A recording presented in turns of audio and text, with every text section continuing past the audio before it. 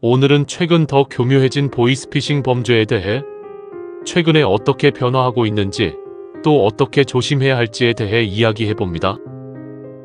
최근 기관 사칭형 보이스피싱이 점점 정교해지고 피해액도 높아지고 있으며 특히 60대 이상 고령 여성층을 집중 공략 대상으로 삼는다는 기사가 있었습니다. 이들은 공포심을 유도해 판단력을 흐리게 만들고 피해자 스스로 돈을 이체하도록 유도합니다. 단순한 전화 한 통, 문자 하나가 평생 모은 노후 자금을 빼앗아갈 수 있는 만큼 반드시 대응법을 알아두셔야 합니다. 이에 앞서 먼저 여러분은 보이스피싱에 얼마나 취약한지 확인해보기 위해 1분 자가진단 테스트를 해보겠습니다. 총 7가지 질문 중 본인은 몇 가지나 해당되시는지 확인해보세요. 하나, 경찰입니다. 검찰입니다 하면 겁부터 난다. 이름 있는 기관에서 전화가 오면 무슨 큰일 났나 하면서 겁이 나는 편인가요? 둘, 문자나 전화를 받으면 궁금해서 눌러본다. 모르는 번호에서 날아온 문자와 링크도 다 확인해 보시나요? 셋, 겁주는 말에 감정적으로 반응한다. 당장 돈을 안 내면 안 된다. 당장 하셔야 한다는 말에 심장이 두근거리고 급하게 움직이시나요? 넷, 휴대폰이나 금융 용어가 어렵다. 가상계좌, 인증번호, OTP 이런 말이 어렵고 뭔지 잘 모르시겠나요? 다섯, 가족들과의 연락이 뜸하거나 일상을 잘 공유하지 않는다. 자주 연락하지 않아 목소리가 달라도 잘 알아채지 못하거나 소식을 잘 모르시나요? 여섯, 안 하면 손해라는 말에 자주 흔들린다. 이거 안 사면 큰돈 놓친다. 지금 안 하면 손해라는 말에 마음이 흔들리는 편이신가요? 일곱, 다정하고 친절한 말투에 약하다. 누군가 다정하게 전화하고 챙겨주면 착한 사람이라고 믿으시나요? 이 중 몇 가지나 해당되시나요? 만약 4개 이상 해당된다면 지금 바로 가족들과 상의하시고 낯선 전화는 절대 혼자서 처리하지 않겠다는 약속을 꼭 해두셔야 합니다. 남들 당하는 수법 나는 안 당한다 생각하시죠? 그렇다면 사연 하나를 들려드리겠습니다. 지난해 추석 68세 김모 어르신은 평소처럼 휴대폰으로 문자를 받았습니다. 추석 선물이 도착했습니다. 배송 확인을 원하시면 이 링크를 눌러주세요. 평소 같으면 의심했을 텐데 마침 자녀들이 선물을 보낸다고 했던 터라 자연스럽게 눌러보셨습니다. 그 순간 휴대폰이 이상하게 반응하며 어떤 앱이 깔렸고 다음날 아침 은행 계좌에서 수백만 원이 빠져나간 걸 발견하셨습니다. 처음에는 은행 전산 오류인 줄 아셨는데 결국 보이스피싱에 당한 것이었죠. 김 어르신은 이렇게 말씀하셨습니다. 나는 절대 안 당할 줄 알았는데 추석 선물 문자라 그냥 눌렀을 뿐인데 이렇게 당하다니 너무 허무하다. 이 이야기를 듣고 계신 여러분 어떠신가요? 택배 문자 너무 쉽게 생각하지 않으셨나요? 사실은 저도 택배 문자가 오면 언제 도착하나 하고 무심코 눌러볼 때가 있는데요. 엄청난 수법이 아니어도 이렇게 단순한 문자조차도 함정이 될 수 있다는 걸 명심하셔야 합니다. 이제 본격적으로 최근 어르신들을 노리는 보이스피싱 최신 유형들을 자세히 하나씩 알려드리겠습니다. 첫 번째는 기관 사칭형입니다. 가장 오래됐지만 여전히 많이 쓰이고 가장 잘 당하는 수법입니다. 경찰입니다. 고객님의 계좌가 범죄에 연루되었습니다. 검찰입니다. 지금 바로 조사를 위해 돈을 안전하게 옮겨야 합니다. 이런 전화를 받으면 순간 머리가 하얘지면서 겁이 납니다. 특히 경찰이나 검찰 같은 단어가 나오면 큰일 났다는 생각부터 드시죠? 하지만 명심하세요. 공권력 기관이 전화를 걸어 돈을 요구하는 일은 단 한 번도 없습니다. 전화로 돈 얘기가 나오면 무조건 100% 사기라고 보시면 됩니다. 요즘은 또 범죄 사건 조회나 본인 인증을 해야 한다며 문자로 링크를 보내고 접속하라고 하는 경우가 많습니다. 공권력 기관이 개인적으로 전화를 통해 본인 인증을 하는 경우나 사건 조회를 요청하는 경우는 절대 없습니다. 이럴 경우에는 반드시 확인 한번 해보고 연락드리겠습니다 라고 대답하고 전화를 끊는 것이 답입니다. 두 번째는 가족 사칭형입니다. 가장 흔한 것은 바로 자녀나 손주를 사칭하는 경우죠. 엄마, 나 사고 났어. 지금 합의금이 필요해. 아빠, 휴대폰이 고장나서 급히 친구 폰으로 보냅니다. 카카오톡 메시지나 문자 메시지를 통해 휴대폰 결제를 요청하거나 급하게 돈이 필요하다는 내용으로 많이 시작합니다. 자녀 걱정이 큰 어르신 마음을 그대로 이용하는 방식입니다. 최근에는 AI 음성 복제까지 등장해서 자녀 목소리를 똑같이 흉내냅니다.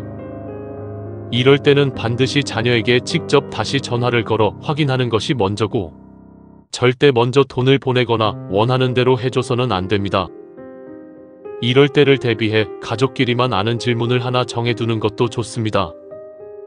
예를 들어 우리 집 첫 번째 반려동물 이름이 뭐였지? 같은 질문을요.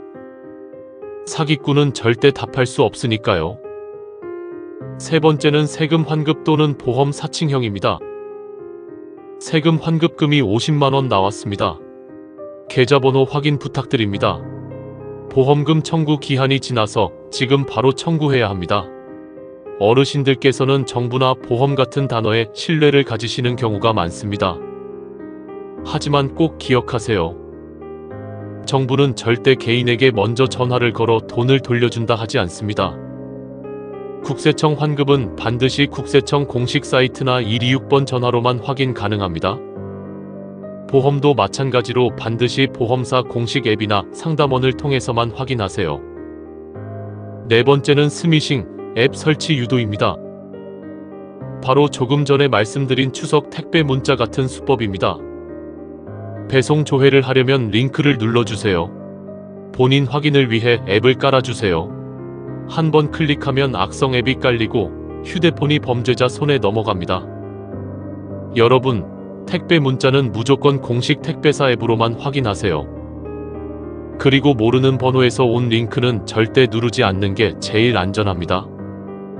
간단한 택배 조회, 본인 인증 이런 것에서 가장 많이 당하니 더욱 조심하셔야 합니다. 다섯 번째는 최근 가장 문제가 되고 있는 AI 음성과 딥페이크입니다. 요즘은 단순 목소리뿐만 아니라 영상까지 가짜로 만들어냅니다. 자녀 얼굴이 영상통화에 나타나서 말하는데 사실은 전부 가짜 영상입니다. 이때도 원칙은 같습니다.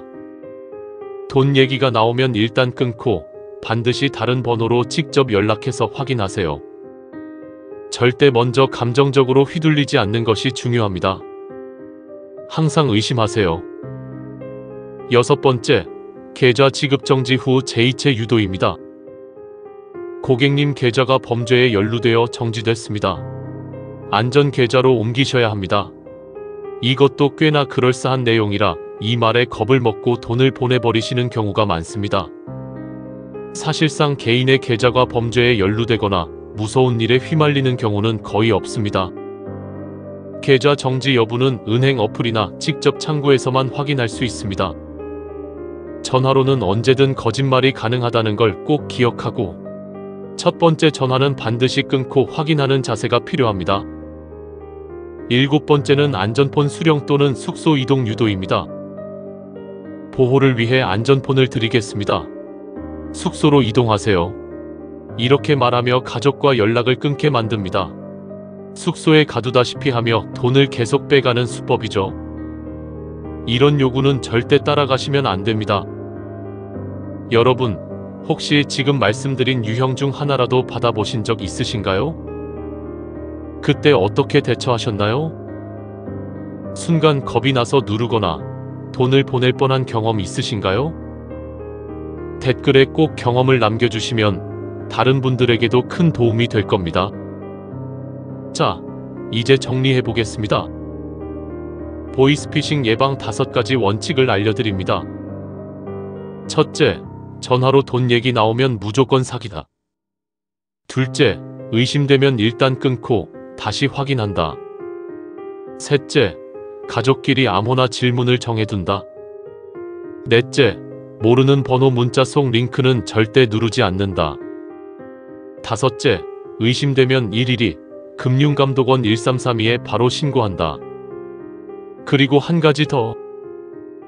여러분의 소중한 돈은 한순간의 당황으로 사라질 수 있습니다. 그러니 송금하기 전에는 반드시 한 번 더 확인하고 주변 가족에게 먼저 알리세요. 가족들에게 말하기 어렵다면 믿을 만한 주위 사람들 또는 은행 직원, 근처 경찰서에서라도 꼭 알리시고 확인하시는 것을 추천드립니다. 마지막으로 꼭 드리고 싶은 말씀이 있습니다. 나는 괜찮아. 나는 안 속아. 이렇게 생각하는 순간이 가장 위험합니다.